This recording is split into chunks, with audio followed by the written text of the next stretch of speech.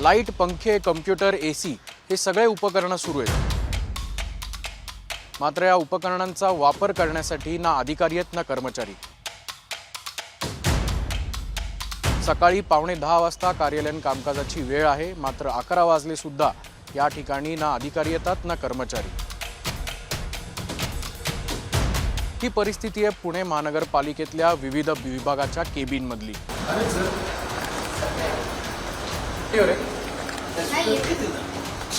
अजून नाही आले.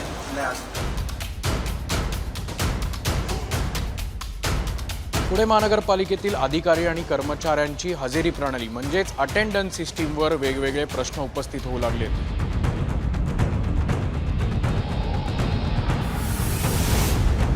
या ठिकाणी असलेले कर्मचारी आणि अधिकारी यांच्यासाठी अटेंडन्स सिस्टीममध्ये बायोमेट्रिक सिस्टीम जी लावण्यात आली आहे ती मात्र महापालिकेत फेल ठरते. आपण जर पाहिलं तर या मशीनवर थेट connecting to server internet unavailable असा एरर म्हणजे असा जो मेसेज येतोय तो अशा अनेक सिस्टीम अनेक जे फिंगरप्रिंट स्कॅनर पुणे महानगरपालिकेच्या इमारतीतले आहेत याच्यावर आल्याचं आपल्याला पाहायला मिळतंय. धाक दबाव किंवा भीती असायला पाहिजे वरिष्ठांची, तीच नाही, कारण वरिष्ठच येत नाहीत वेळेत. आत्ता जर आपण बघितलं असेल तर अगदी अतिरिक्त आयुक्तांपासून ते उपायुक्तांपर्यंतची लोकच जर वेळेत येत नसतील तर खालच्यांवर काय दबाव राहणार.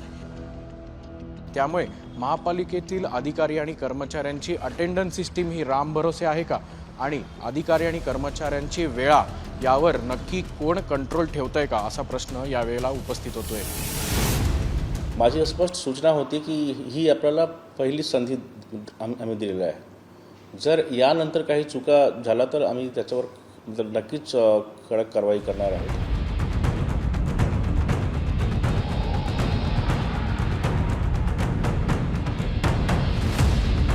एका बाजूला पालकमंत्री अजित पवार सकाळी 6 वाजल्यापासून विविध दौरे करतात, मात्र याच ठिकाणच्या या शहराच्या पुणे महानगरपालिकेतल्या अधिकाऱ्यांना अटेंडन्स म्हणजेच त्यांच्या हजेरीच्या वेळा माहिती नाही आहेत का त्यांना वेळेचं गांभीर्य नाही आहे का असा प्रश्न यावेळेला उपस्थित होताना दिसतोय.